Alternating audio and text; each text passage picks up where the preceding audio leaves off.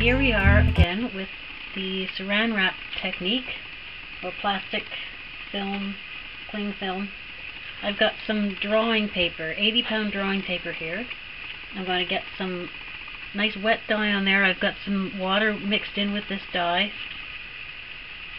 so that it won't soak right in. It'll sit on the paper for a bit because that's what we want. We need there to be some wet puddles, not really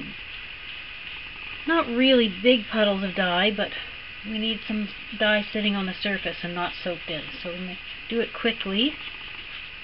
Get it on there quickly. I'm using 3 colors. You can even try a fairly dark color, just one color. I think I've used that before, and maybe I'll try one of those. Okay, don't fuss with it too much. It's just making sure I try to cover everything. I don't really want white areas. I can see some of the pink dye soaking the paper, so the more interest you have in before you put the Saran Wrap on, then the more likely you'll get a really interesting result once it's done. So you just lay that on there. Have your Saran Wrap ready because you don't have time to go ripping it off once you've done the painting. Okay, so you press it down. Again, you make sure it's good that there's little bubbles. That's what's going to make you make some very interesting marks. And then you have to have the patience to leave that for at least an hour until the paint is dry before you pull the plastic off. See you then. Okay, here we are with our dry sheet of Saran Wrap paper. It's fairly dry. I peel it off carefully. I think you might be seeing what happens when you put too much dye on the paper, because I think I have a couple of spots like that. But that's good, then you learn what happens. This ends okay. Yeah, I got a bit overzealous. Persevere. Oh, there's some good parts though. That end.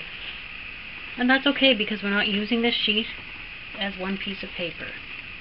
I'm just going to use parts. So let's just ignore that white part. Look at these lovely, really interesting designs you get there that look three-dimensional, and just, you never know what you're going to get. Sometimes you're inspired because a piece looks like something, and then you can make a whole collage from that. Let's try another one. That piece was on the drawing paper, but I had the dyes full strength. I didn't add water. And that actually works better. When you add water, actually it works quite well too, but the colors of course are a lot paler. Here's one that's just a lot more subtle. See that? But if you don't like the strong colors, this is a really nice, they make wonderful backgrounds for something else. Just a really soft, natural kind of effect.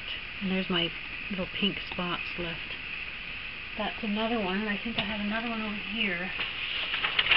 Oops. Also these were both with watered down dyes. This one is on the 80-pound drawing paper, so it's about the lightest I would go for this. This one's on a Winsor & Newton, I think, watercolor paper, and it's probably around 80 pounds too. It's thicker than this one. It might be 90 pounds. Very soft paper, very absorbent. So we did get marks, lighter and darker, but you don't have, for some reason, I think it's because it's such a it's not a crisp paper. It's very soft.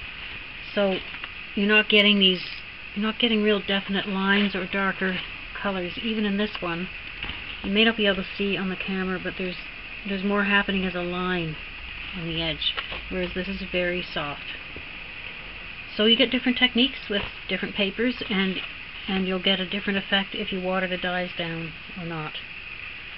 So have fun with that. You could use up a whole pad of paper in no time at all.